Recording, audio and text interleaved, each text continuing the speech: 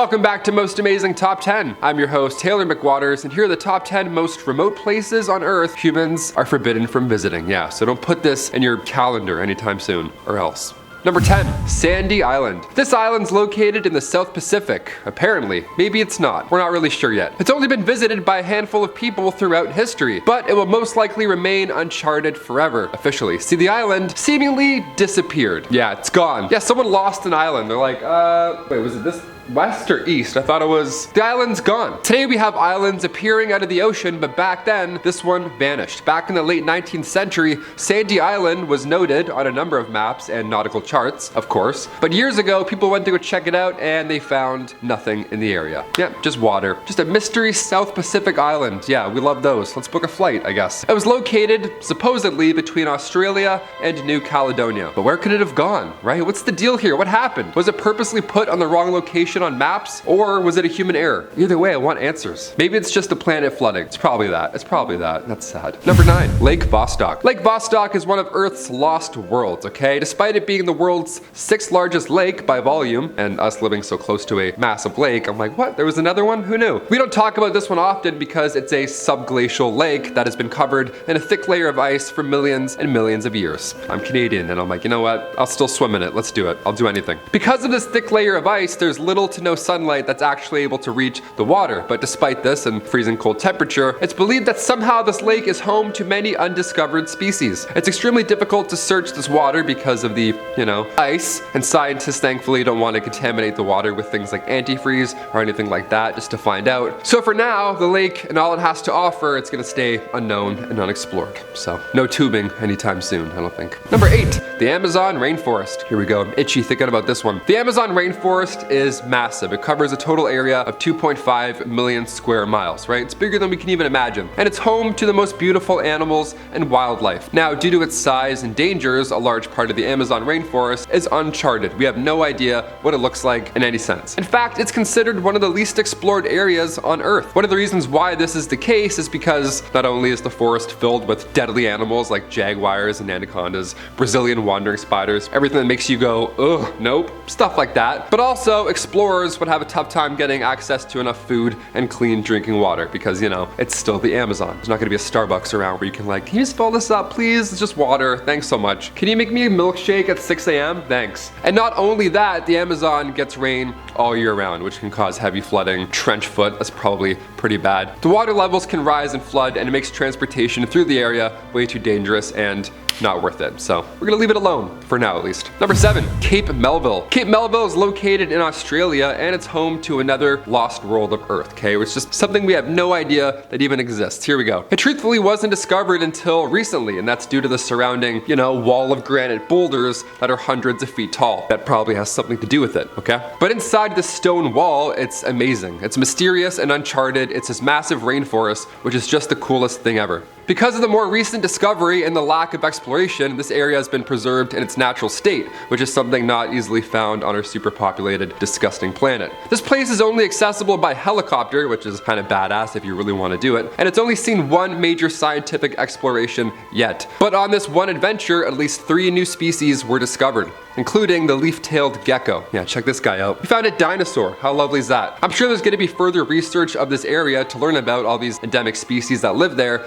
and, to study how they evolved to fit this interesting ecosystem. But for now, yeah, let's just leave it alone. Looks like something from Game of Thrones. It's horrible. Number 6, La Rinconada. This town is located near the Peruvian Andes. It's very close to a gold mine, and it's actually the highest permanent settlement in the world at 5,100 meters above sea level. Between 2001 and 2009, the population of the town increased greatly because the price of gold rose 235% during that time. So yeah, people are gonna come out. Now because of that elevation, the town has an alpine tundra climate and an average temperature of around 1 degree Celsius, so it's not comfortable. Many of those who work for the gold mines here work under a pretty horrible condition. They work 25 days in the month for no pay, and then for 5 days in the month, they can work for themselves, and they're allowed to take as much ore as they can carry on their shoulders alone. It's horrible. There's no guarantee that the ore will have any gold in it also. This is a terrible system, and it's why many of the town's residents still live in poverty. The town is a 6-hour bus ride from the nearest city on an unpaved road, and there's not really a regular bus schedule which goes back and forth, so it's gonna be a really hard place to get to. Number 5, Palmerston Island. We're probably not going to see a season of Survivor here. I'm just going to go ahead and say that. Palmerston Island is a coral paradise located in the Cook Islands in the Pacific Ocean. Now, Palmerston is a very islet in a series of smaller islets that are on a set of coral rings. It's basically built on a coral reef that encloses a lagoon. It's the hardest place to get to. The only one of these islets that's inhabited, it's one that's called home, ironically. The closest island to Palmerston is Rarotonga, which is the capital of the Cook Islands, and it would be about 2-day sailing trip to make it to the 500-kilometer distance. So you gotta have those arms warmed up, I guess. But if you aren't already on that island or planning to stop at both of these islands, the next closest trip would be about an 8-day sail from Tahiti. Now, since the islet is so small, there of course is no airports, so ships are the only way to get here, and supply ships only visit the inhabited island a few times a year. The reef only allows room for smaller boats to pass through, which makes any kind of larger ship unsafe to pass through. Obviously, it's not worth it to even take a large yacht. The island does see a tropical climate, but it's very exposed to tropical cyclones as well, which of course can cause a whole set of problems. So, worth it? Probably not. Just avoid it. Number 4, Vale du Javari. When I do videos on these isolated tribes of these worlds, we always mention Vale du Javari quite a few times because it's the home to the highest concentration of uncontacted tribes in the world. And that's part of the reason we know so little about it. And it's clear that this region has everything we need to sustain life, as many people live entirely off of the land and all it has to offer. But much of it remains a mystery, of course, which truthfully is probably a good thing. If we got involved, we'd probably throw out Disneyland there or something horrible. Aside from this area being protected in order to preserve the uncontacted tribes, the area is also surrounded by rivers that often flood or have currents that are too strong to even travel through, which doesn't make it easy to even get to. So again, leave it alone.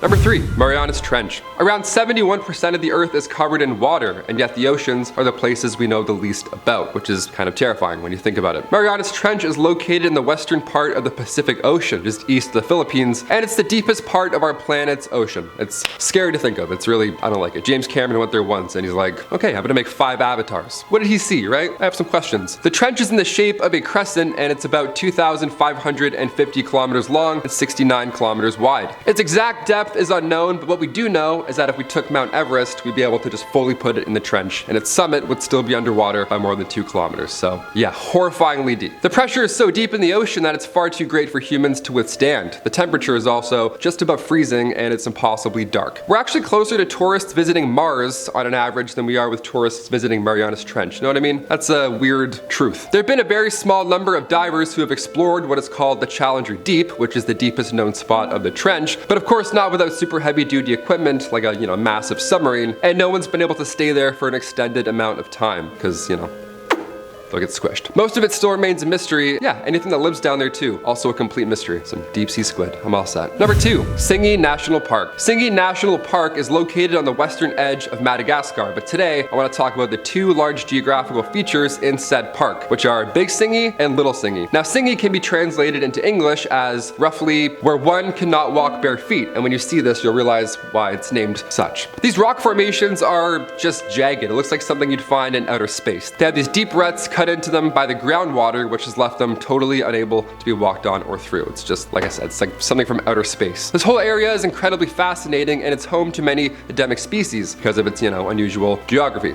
Some of these species are found only within extremely small areas within the Tsingy's because the summit, slope, and base of one limestone needle will all form completely different ecosystems, which is unbelievable. Every area has like its own creature that just comes out of nowhere. The Tsingy's are a perfect example of what happens when humans leave a place alone and let nature and the earth just exist, right? Minus Disneyland's. It would be an amazing place to go to and explore, but because of the nature and the limestone needles, we can't just walk around with our Crocs. So again, leave it alone. And finally, number 1, Siwa Oasis. Siwa is an urban oasis between the Qattara Depression and the Great Sand Sea in the Western Desert.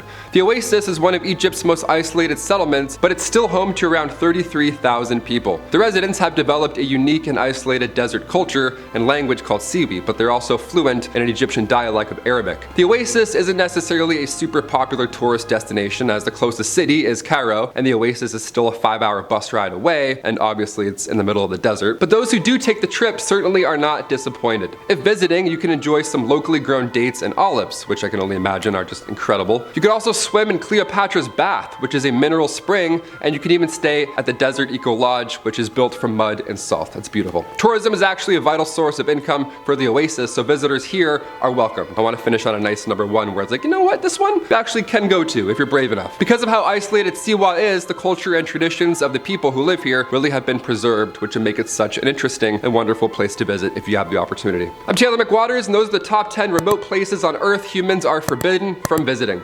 See you next time. Bye. So for now, the lake and all it has to offer, it's gonna stay unknown and So for now, the lake, just the coolest thing ever. I was like, early on time here? I was like, holy shit, that flew. Because of the more